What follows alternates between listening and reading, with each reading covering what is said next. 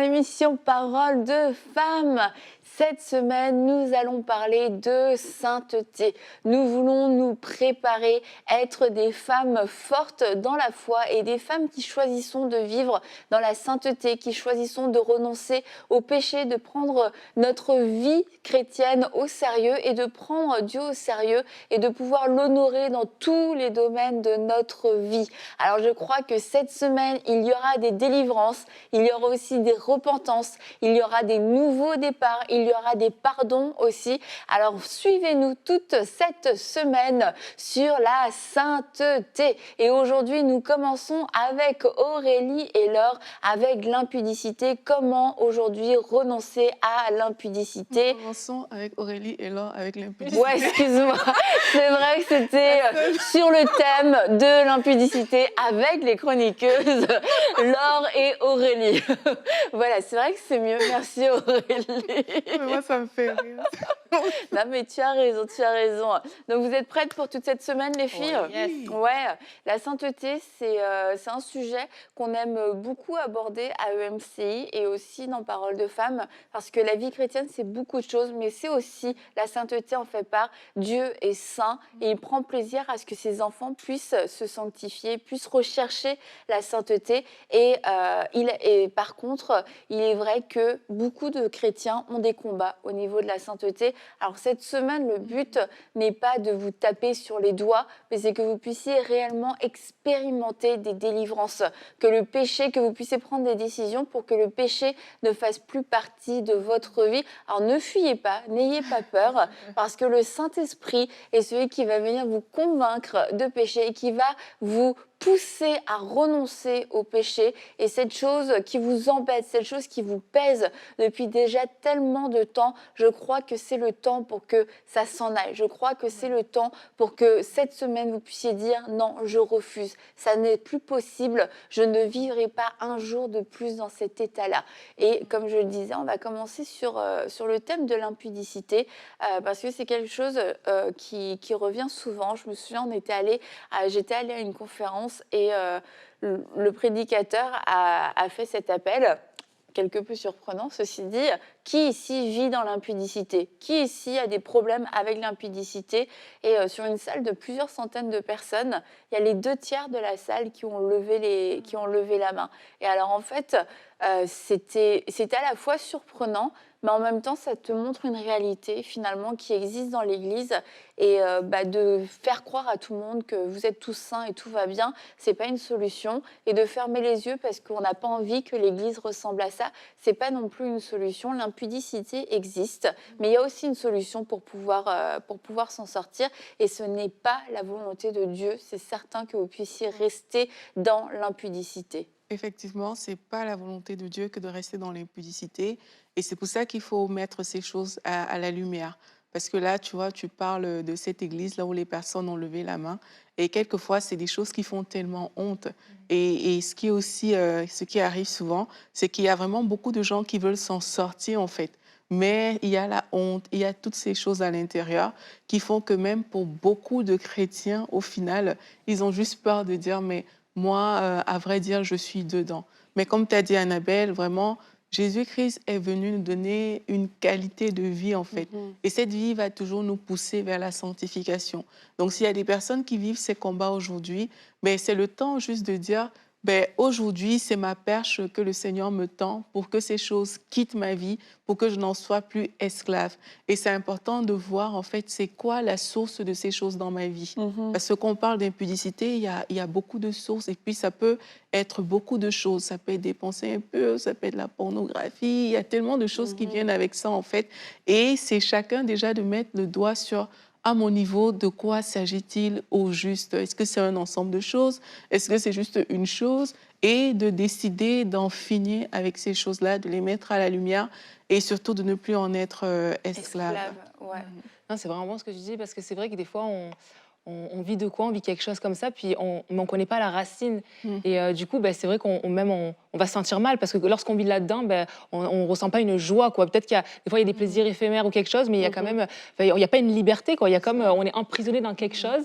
Et c'est vrai que finalement, des fois, on voit juste l'aspect de l'action ou de la pensée et tout ça. Mais comme tu dis, c'est quoi la racine, en fait? Des fois, ça va être, voilà, il va avoir eu une blessure, il y a quelque chose de grave qui a pu se passer, il y a n'importe quelle chose. En fait, il y a plein de choses, de situations qui ont fait que on en est arrivé là aujourd'hui. Donc c'est important non plus de pas comment dire, S'autoflageller. s'auto-flageller, c'est ça, Ouais. se condamner, vraiment s'en prendre à soi-même, puis juste prendre du recul surtout et voir, je vis ça, ok, c'est un fait, mais je vais retourner à la racine parce que je veux guérir, puis et je veux découvrir ce qui se passe au plus profond, en fait. Ouais. Ouais. Et dans Matthieu 15-19, on lit, en effet, c'est du cœur que viennent les mauvaises pensées, les meurtres, les adultères, l'immoralité sexuelle, les vols, les faux témoignages et les calomnies.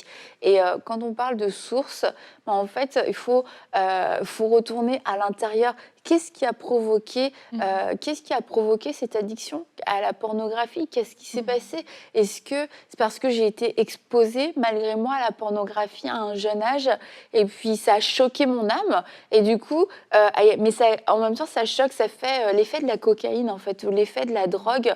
Donc ça crée une addiction, ça crée une montée d'adrénaline qu'on essaye de reproduire, et puis c'est là où l'addiction prend place, et l'addiction peut commencer très jeune. Aujourd'hui, on entend de plus en plus de témoignages où des jeunes hommes ou des jeunes filles disent « Moi, je suis devenue accro à la pornographie quand j'avais 6-7 ans ». Tu te dis, c'est extrêmement jeune, mais c'est pas parce qu'à 6 ans, il y a un garçon ou une fille qui est méchant, qui se dit « Ah, je vais devenir accro à la pornographie ». C'est une exposition qui est la plupart du temps involontaire, qui est extérieure à nous. On y est exposé par un grand frère, une grande sœur, par des gens à l'école, ou bref, dans une maison qui n'est pas la nôtre, et puis l'engrenage se met en route. Et c'est là où on doit se dire, ok, comment est-ce que ça a commencé? Ça a commencé par ça. J'ai vu cette image-là, je me rappelle, c'est quand je suis allée chez mon oncle, et ils étaient en train de regarder des trucs pornographiques, et j'ai vu, et c'est à partir de ce moment-là où moi-même j'ai commencé à regarder de la pornographie, et c'est de revenir là et de dire, Saint-Esprit, voilà, Saint-Esprit, à ce moment-là, il y a quelque chose qui s'est créé, il y a un lien qui m'a entourée, il y a un esclavage qui a pris part, et je le brise maintenant dans le nom de Jésus-Christ, qui a été fait ce jour-là. Les liens du péché qui ont voulu m'enserrer et que j'ai laissé m'enserrer, parce que à 6 ans, tu connais pas ton autorité en Christ, en fait. Et je les brise maintenant, je les défais, je les délie, et dans mon cœur, il n'y aura plus aucune racine qui me ramènera constamment à l'immoralité sexuelle, qui me ramènera constamment à la pornographie, qui me ramènera constamment à des relations sexuelles ici et là avec un peu tout le monde. Non, c'est fini, parce que dans mon cœur, ça va être coupé, on va le couper à la racine. Oui, c'est tellement important parce que parfois, c'est comme des programmations qui sont dans la vie des gens et il faut défaire ces programmations. J'ai parlé avec une fille qui m'expliquait qu'elle a vécu des abus. On l'avait mariée de force et puis elle avait fui ce monsieur au final. Et puis elle dit qu'elle a failli tomber dans la prostitution parce que le regard qu'elle avait sur les hommes était vraiment quelque chose de terrible. Et elle, par contre, tu vois, là où elle a eu des déviances sexuelles, c'est à cause de cet abus qu'elle a vécu dans sa vie. Donc, si elle n'avait pas traité cet abus, elle aurait juste continué à mener une vie où elle passait d'homme en homme et tout. Et elle voulait faire mal, elle voulait faire souffrir ces gens-là parce qu'il y avait quelqu'un qui l'avait fait souffrir elle-même. Et c'est ça, en fait, c'est ça qui la drainait depuis toutes ces années. Donc, quand on parle de source, c'est tellement important de mettre le doigt sur la vraie chose et d'inviter le Saint-Esprit, comme tu as dit, Annabelle. Il y a des personnes qui nous écoutent. Ben, vous connaissez, en fait, la source de votre problème. Et si vous ne connaissez pas cette source-là, le Saint-Esprit peut vous révéler cette chose-là. Donc, aujourd'hui, c'est aussi le temps de prier et de dire, Saint-Esprit, je veux que tu viennes me montrer des choses cachées. Peut-être on a parlé d'un enfant de 6 ans, peut-être à 6 ans, vous en avez perdu le souvenir, mais l'Esprit de Dieu va venir mettre le doigt sur ces choses-là et je vais prier avec vous pour que non seulement le Saint-Esprit nous révèle ces choses, mais aussi pour que s'il y a des liens qui tiennent dans votre vie, mais vraiment qu'ils soient brisés. Et j'aimerais que vous soyez engagés dans cette prière et que vous demandiez vraiment à Dieu, Seigneur, viens me toucher, viens faire ce que toi seul tu peux faire dans ma vie. Cher Saint-Esprit, merci pour ta puissance qui est en opération maintenant dans la vie de toutes ces personnes qui nous écoutent. Seigneur, tu es l'esprit de révélation. Tu es celui-là qui montre des choses cachées. Tu es celui qui connaît les profondeurs de notre âme, les profondeurs de notre être, Père éternel. Père, je viens t'inviter maintenant afin que tu mettes le doigt sur ces racines. Il y a des personnes qui doivent renoncer de leur bouche à certaines choses. Ouvrez la bouche maintenant et dites, Seigneur, je renonce à cette chose. Je renonce à ce péché qui m'enveloppe si facilement. Et j'y renonce depuis la racine. Ce jour-là, alors que j'ai ouvert cette porte dans ma vie, alors que j'ai regardé à ces images, alors que je me suis arrêtée à cet endroit, Seigneur Jésus, je viens renoncer à cette chose et à tout ce qu'elle a produit dans ma vie. Cher Saint-Esprit, tu es le Dieu qui guérit, tu es le Dieu qui délivre. Alors au nom de Jésus, je proclame la délivrance dans la vie de toutes ces personnes qui sont là, qui ont tourné leur regard vers toi, qu'elles soient délivrées maintenant depuis la racine et que ces choses soient coupées et quittent leur corps au nom de Jésus-Christ. Seigneur, merci parce que tu remplis ces cœurs maintenant de toi. Tu remplis d'une soif nouvelle de toi, une soif qui pousse à rechercher les choses saines, à rechercher les choses d'en haut. Et tu mets une sainte horreur, Seigneur Jésus, de toutes ces choses, de toutes ces déviances qui avaient pris place dans ces cœurs. Maintenant, elles ressentent le dégoût, elles ressentent l'horreur, Seigneur. Et ces personnes sont attirées par ta grâce vers les choses qui font ta joie et ton plaisir. Merci, Seigneur Jésus-Christ. Amen. Amen. Merci Aurélie d'avoir prié et je vous encourage à reprendre cette prière avec Aurélie si vous voulez à la fin de l'émission, que vous puissiez prendre un temps peut-être plus long pour continuer de prier et que le Saint-Esprit soit pas limité dans la durée pour que vous puissiez vivre tout ce que vous avez à vivre avec lui. Et là, on a parlé des sources et c'est vrai que souvent, il y a vraiment des sources, que ce soit des abus, que ce soit une exposition jeune à la nudité ou à la pornographie ou à une scène choquante, toutes sortes de choses.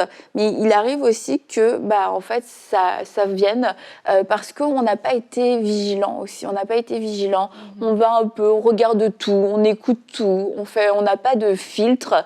Et finalement, petit à petit, ce qu'on voit, ce qu'on entend, ce qu'on observe un petit peu partout, ça commence à nous contaminer. Puis ça fait que d'un seul coup, nos standards de vie chrétienne baissent.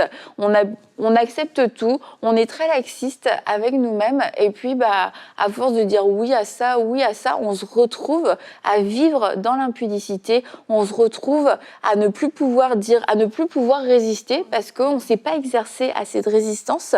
Et là, autant on a prié et que la racine doit être arrachée, etc. Et vous dites, ok, c'est bon, ça me concernait. Mais en fait, si c'est vous qui n'avez pas été vigilant, si vous avez été juste curieux et que vous n'avez pas été sérieux dans votre marche avec Dieu, que vous avez pris le péché à la légère, j'aimerais vous lire un autre verset.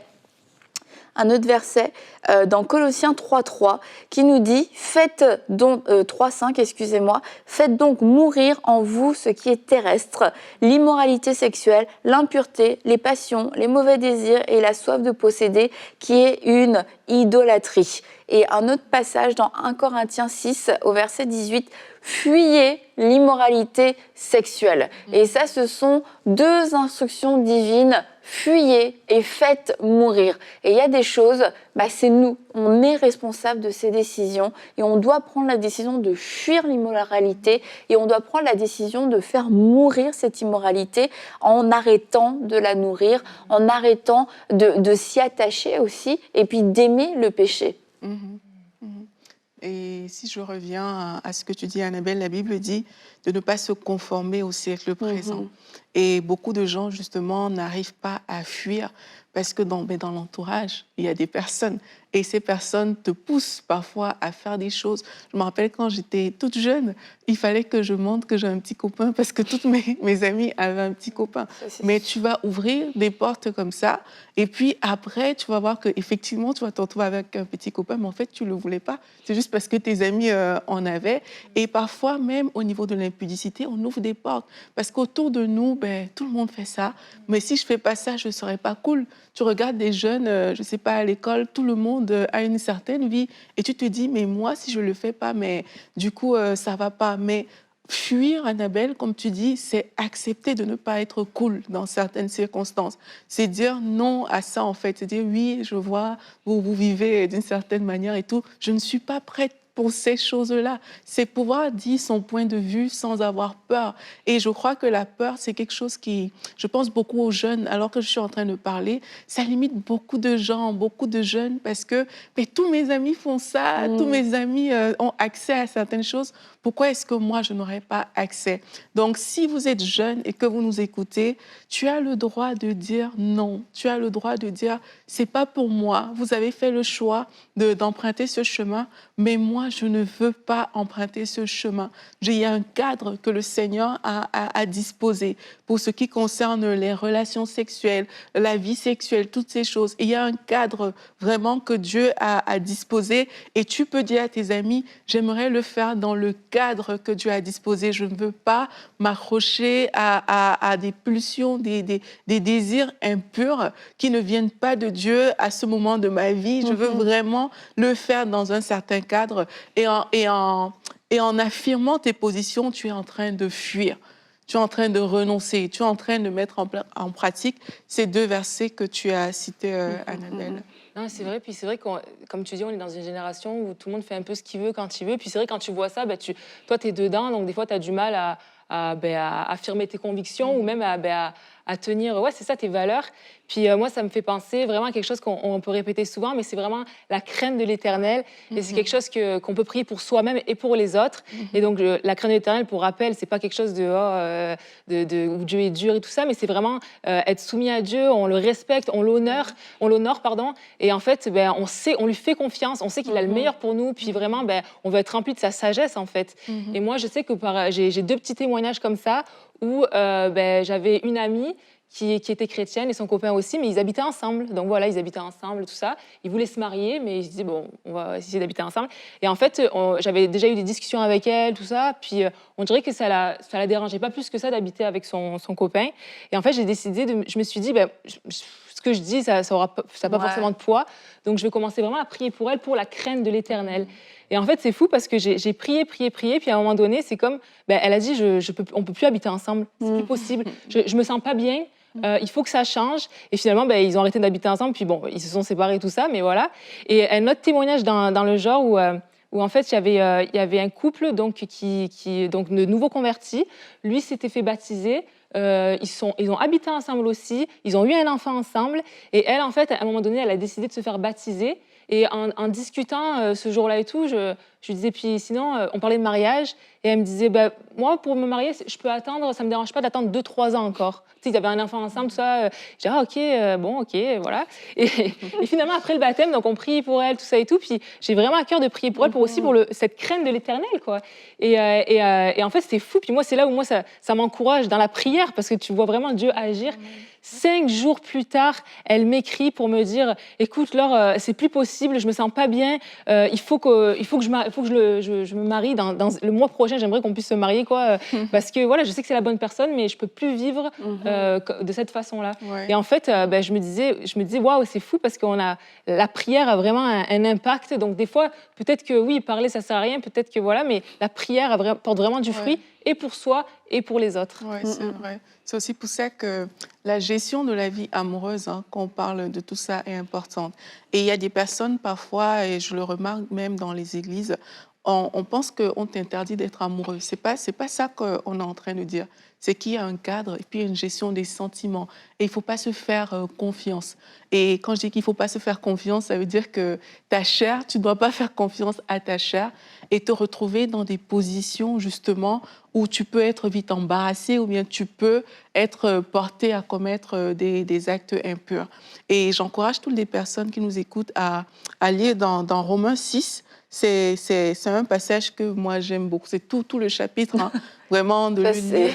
c'est tout le livre, en fait. C'est ma recommandation par rapport à tout ça. Parce que moi, quand je lis ça, ça me parle. On dit de ne pas offrir son corps, ses membres au péché, de ne pas livrer ses membres au péché et de ne pas donner son corps comme des instruments, en fait, contre Dieu. Et quand on lit des choses comme ça, pour moi, ça me semble souvent grand. Je me dis, waouh, donc mener une vie comme ça, qui n'est pas saine, c'est vraiment offrir ton corps comme un instrument contre Dieu. Et ça, quand tu es chrétien, ça ne peut pas te laisser indifférent. Donc, quand tu parles de la crainte de Dieu, c'est à ça que ça me fait penser. C'est que des choses comme ça ne peuvent pas te laisser indifférente. Tu n'es pas obligé de prendre certains caps et ne fais pas confiance. Moi, je dis à certaines jeunes, ne fais pas confiance à ta chair. Quand on dit de fuir, il faut fuir. Tu n'es pas trop fort. C'est pas, oui, non, je vais gérer, ok, je vais... je connais mes limites. Ça va, oui. Okay, non, ne te fais pas confiance. Mets le cadre qui va te permettre toujours d'être dans des bonnes dispositions, d'être bien entouré et tout, mais ne te fais pas confiance. Non, c'est sûr. C'est une très bonne recommandation. Et en parlant de relations amoureuses, on a une question dans Allo les filles, #Allo les filles. Si vous avez des questions, n'hésitez pas à les mettre en commentaire et on pourra les récupérer et pouvoir y répondre ou envoyer sinon un email à allolesfilles@emcitv.com. Vous pouvez nous envoyer une vidéo aussi et peut-être que cette personne n'aurait pas voulu envoyer sa question en vidéo. Par contre, est-ce qu'on peut faire des préliminaires avant le mariage? Excellente question. La grâce est tombée sur toi alors. Bah écoute, donc je vais répondre à ta question. Donc moi, je vais commencer avec le verset 1 Corinthiens 7,9 qui, pour moi, répond déjà pas mal, mais bon, on va un peu plus élaborer, qui dit « Mais s'ils ne peuvent pas se maîtriser, qu'ils se marient, car il vaut mieux se marier que de brûler de désir. » Donc je pense que ce verset, il annonce déjà la couleur, mais peut-être qu'on se demande si ça inclut aussi les préliminaires. Donc voilà. Donc pour y répondre, voici une définition que j'ai trouvée de qu'est-ce qu'un préliminaire, donc sur Internet. Donc j'annonce, ça va peut-être être un petit peu cru dans les mots, mais en même temps, il faut dire ce qui est, voilà, il faut employer les mots qu'il faut. Donc, on appelle préliminaire la phase de préparation intime faite de tendresse, d'échanges et de caresses diverses au début des rapports sexuels, donc c'est au début des rapports sexuels, et amenant les partenaires à un état d'excitation sexuelle. Donc moi, déjà, rien quand je dis ça, quand il y a marqué dans le verset « vaut mieux se marier que de brûler de désir », excitation sexuelle, je suis déjà là-dedans, pour moi. Et ensuite, ça dit « il s'agit de donner du plaisir sans avoir pour but de parvenir immédiatement à l'orgasme, mais si celui-ci... même si celui-ci est possible durant cette période. » Donc ici, je pense que c'est clair. Les préliminaires, c'est un moment intime entre deux personnes qui vont emmener tout type de pensée, tout type de sensations et qui vont parfois même être plus intimes, je trouve, même que la pénétration, sincèrement. Donc rendu là, je pense que ça répond déjà bien à la question. Les préliminaires font partie de la relation sexuelle. Mais pour étoffer un peu plus ma réponse, donc, de pourquoi aussi c'est important de se garder à tout niveau physique avant le mariage. Donc, c'est important de prendre conscience que le temps de fréquentation avant le mariage va être très important. C'est là qu'on prend la décision de passer le reste de notre vie ou pas avec la personne, de voir si c'est quelqu'un qui a une relation solide avec Dieu, de regarder ses défauts, ses qualités, de voir si nos appels ensemble correspondent, la façon dont elle va interagir avec les gens, de savoir si elle veut des enfants, bref, de voir si on a la paix, quoi. Et cependant, lorsqu'on va impliquer dans cette phase tout l'aspect physique, donc à commencer par les préliminaires, on crée un attachement spécial avec cette personne, une intimité, qui peut venir inhiber notre réflexion et prendre le dessus de notre décision finale. Donc, c'est-à-dire qu'on va tellement connecter avec la personne physiquement qu'en fait, on ne pense plus au reste, en fait. On oublie tout le reste. Et même si des petites choses vont nous déranger, eh ben, on y prête moins attention finalement parce qu'on est attaché physiquement. Donc, le problème ici est aussi une des causes, malheureusement, pourquoi des couples battent de l'aile quelques années après le mariage, c'est que les fondations n'ont pas été les bonnes et à partir d'un moment, l'attachement physique ne suffit plus. Voilà, donc vraiment réaliser que Dieu ne nous demande pas de nous abstenir avant le mariage pour nous priver ou nous punir. Il nous demande ça pour notre bien car il veut le meilleur pour nous. Et pour finir, donc juste, si tu as peut-être du mal à comprendre, donc je t'encourage vraiment de prendre un temps avec Dieu pour qu'il puisse te mettre une conviction dans le cœur de pourquoi il ne faut pas faire de préliminaires ou autre avant le mariage. Et aussi, si tu es conscient de ça, mais tu as du mal à te maîtriser, sache que dans Jacques 1,5, il est dit que si l'un de vous manque de sagesse, qu'il la demande à Dieu, qui donne tout simplement et sans faire de reproches, et elle lui sera donnée. Donc voilà, pour répondre à la question. Merci Laure. Je pense que c'est clair dans ta réponse. Les préliminaires, ça fait déjà partie de la sexualité et finalement, c'est dangereux en fait de pouvoir aller jusque-là parce qu'il y a tellement d'autres choses à vivre dans le temps des fréquentations et des fiançailles. Et ce serait un peu comme dire « Ah oui, moi quand je jeûne, je ne mange pas mon poulet frites, mais je mange l'apéro, je mange la collation. Je mange le dessert, mais je ne mange pas le plat. » Mais c'est un peu la même chose, un peu Aurélie, c'est un peu la même chose. Et ce que j'ai dit souvent, et vous m'avez sûrement entendu le dire, c'est que ce sont des bonnes questions à se poser, mais quand on veut juste savoir la limite du péché, on risque tout simplement de tomber dans le péché parce qu'on va être tout le temps à la limite. Qu'est-ce que je peux faire? Qu'est-ce que je ne peux pas faire? Et finalement, on contemple, on voit, on observe toujours le péché. Ok, là c'est ma limite et je veux juste pas pécher. On est dans une zone dangereuse, on est dans une zone à risque.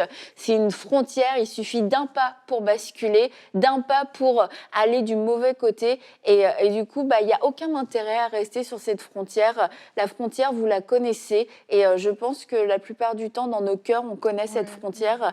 Et c'est de s'en éloigner parce qu'il y a tellement de choses à découvrir dans notre liberté en Christ plutôt que d'aller juste dans ses limites et puis voir qu'est-ce que je peux faire, qu'est-ce que je ne peux pas faire.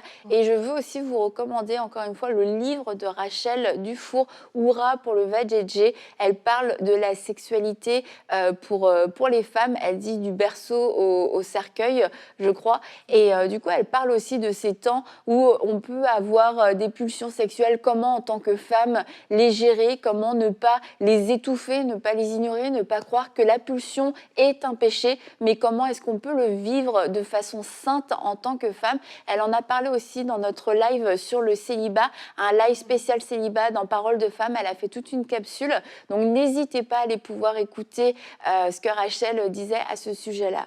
Oui, Annabelle, et puis j'aimerais interpeller des personnes. J'ai une pensée pour des gens qui sont peut-être dans le ministère ou bien qui servent dans les églises et qui savent qu'ils sont allés peut-être loin.